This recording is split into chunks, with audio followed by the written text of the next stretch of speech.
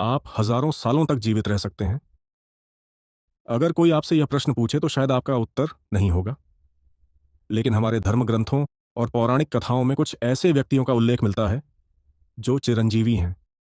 इनमें से कुछ को ईश्वर का वरदान प्राप्त है, तो कुछ किसी शाप के कारण युगों युगों से इस पृथ्वी पर विचरण कर रहे हैं। इस छोटी सी डॉक्यूमेंट्री में हम भारत के 8 ऐसे चिरंजीवियों के बारे में चर्चा करेंगे, जिनमें से कुछ को इच्छा मृत्यु का वरदान कैसे प्राप्त हुआ और कलयुग में उन्हें कहाँ देखा गया। आइए, अगर आप उन 8 चिरंजीवी का नाम प्रतिदिन लेते तो आपको क्या लाभ हो सकता है, आइए जानते हैं इस श्लोक के द्वारा। अश्वत्थामा बलिर्व्यासो हनुमांश्च विभीषण कृप परशुरामश्च सप्तैतय चिरजीविन सप्तैतान् संस्मरेन् नित्यं मार्कंडेयम थाष्टमम जीवेद वर्षशतम सोपि सर्वव्याधि विवर्जित।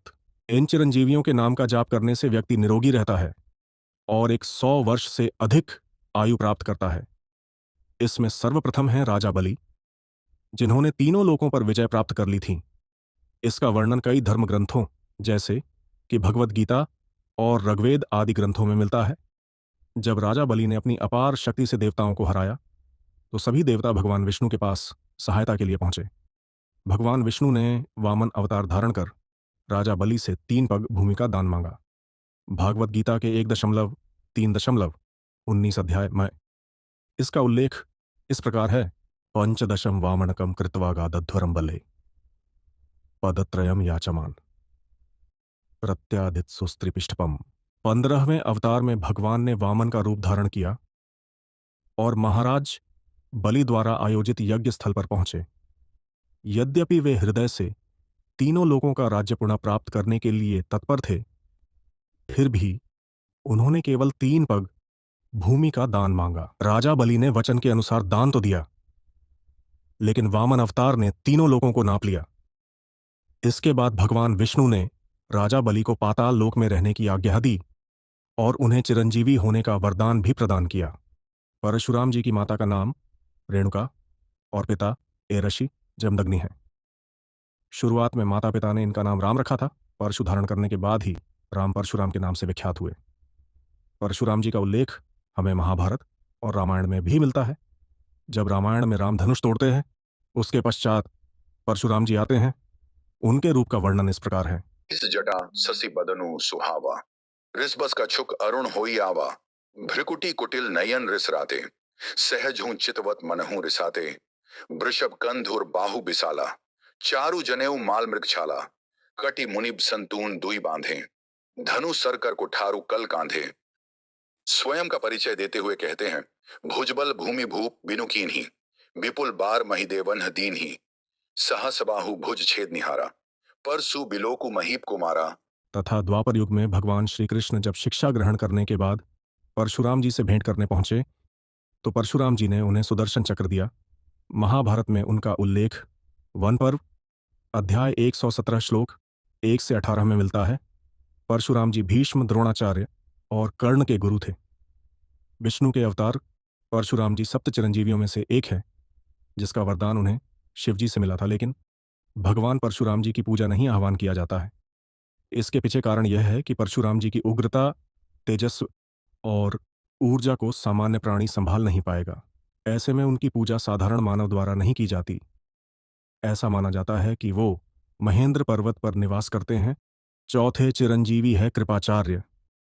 कृपाचार्य महाभारत के एक महत्वपूर्ण पात्र हैं। उन्होंने महाभारत के युवा राजकुमारों को युद्ध कला सिखाई थी। इसमें कृपाचार्य को युद्ध के मैदान में अकेले ही 60,000 योद्धाओं का प्रबंधन करने में सक्षम बताया गया है। उन्होंने धधकती आग की तरह शत्रु की सेना को तहस नहस कर दिया। हालांकि कौरवों ने अनैतिक तरीकों का सहारा लिया, लेकिन कृपाचार्य ने निष्पक्षता से अपना कर्तव्य निभाया। बाद में कृष्ण ने कृपाचार्य को अमृता प्रदान की। उन्होंने सत्य, धार्मिकता और निष्पक्षता जैसे महान गुणों का प्रदर्शन किया। विषम परिस्थितियों में भी कृपाचार्य अपने मूल्यों से कभी समझौता नहीं करते थे और पुरुषों में सबसे महान के रूप में खड़े होते थे। उनके होने के प्रमाण हिमालय में देखे जाते हैं। 5वें चिरंजीवी है वेदव्यास। कृष्ण द्वैपायन के रूप में जन्मे वेदव्यास, जिसका शाब्दिक अनुवाद वेदों का विभाजक है, एक ऋषि और विद्वान हैं, जिन्होंने वेदों को 4 पुस्तकों में संकलित किया। उन्हें महाभारत, उपनिषद और पुराण लिखने के लिए भी जाना जाता है, जो सभी हिंदू धर्म में महत्वपूर्ण ग्रंथ हैं। गुरु पूर्णिमा शिक्षकों को सम्मानित करने के लिए समर्पित एक त्योहार है, जिसे व्यास पूर्णिमा के रूप में भी जाना जाता है, क्योंकि यह उनके जन्मदिन पर पड़ता है। कुछ किंवदंतियों का कहना है कि व्यास को अमरता प्रदान की गई थी ताकि वे अपने विशाल ज्ञान को दुनिया के साथ साझा कर सकें। अन्य किंवदंतियों का कहना है कि वह एक वयस्क के रूप में पैदा हुए थे और तब से अमर हैं। छठवें चिरंजीवी हैं मार्कंडेय। कुछ सूत्रों का मानना है कि मार्कंडेय चिरंजीवी हैं। जब उनके माता पिता ने शिव से पुत्र के लिए प्रार्थना की तो उन्हें या तो एक पवित्र संतान पैदा करने का विकल्प दिया गया जो लंबे समय तक जीवित नहीं रहेगा, या एक दुष्ट संतान जो लंबे समय तक जीवित रहेगी। उन्होंने पहला विकल्प चुना और मार्कंडेय आदर्श पुत्र के रूप में पैदा हुए, जिनकी मृत्यु 16 वर्ष की आयु में होनी तय थी। वे बड़े होकर शिव के कट्टर भक्त बन गए, कठोर तपस्या की और लिंगम की पूजा की। सब्सक्राइब और शेयर करें और इस मंत्र को लिखा। ओम त्र्यंबकम यजामहे सुगंधिम पुष्टिवर्धनम उर्वारुकमिव बंधनान मृत्योर्मुक्षि यमामृतात्। जब मार्कंडेय की मृत्यु का समय आया तो शिव के प्रति उनकी भक्ति ने उन्हें मरने से बचा लिया। जब यम उनके प्राण लेने आए तो शिवलिंगम से प्रकट हुए, यम को हराया और मार्कंडेय को पुनर्जीवित किया। इसके बाद वे अमर हो गए और हमेशा के लिए 16 वर्ष के हो गए। सातवें चिरंजीव हैं विभीषण। विभीषण रावण का छोटा भाई था। विभीषण स्वयं राक्षस होने के बावजूद एक नेक चरित्र का था। वह सीता के अपहरण के खिलाफ था। चूंकि उसके भाई रावण ने उसकी सलाह नहीं मानी, इसलिए विभीषण राम की सेना में शामिल हो गया। बाद में जब राम ने रावण को हराया और विभीषण को लंका का राजा बनाया, लंका का राजा बनने के बाद विभीषण ने अपनी प्रजा को बुराई के रास्ते से हटाकर धर्म के रास्ते पर चलने को कहा। विष्णु ने विभीषण को धरती पर रहने, लोगों की सेवा करने और उन्हें सत्य और धर्म के मार्ग पर ले जाने का आदेश देते हुए अमर होने का वरदान दिया। विष्णु ने विभीषण को राम के जन्म के सूर्यवंश के कुल देवता भगवान रंगनाथ की पूजा करने के लिए भी कहा। आखिरी चिरंजीवी से पहले कृपया सब्सक्राइब करें, जिसे भविष्य में ऐसे ही और वीडियो को देख सके। आठवें चिरंजीवी हैं हनुमान जी को भगवान श्री राम के परम भक्त कहा गया है। कृपया सब्सक्राइब। हनुमान जी ने अपना पूरा जीवन भगवान श्री राम की भक्ति में समर्पित कर दिया।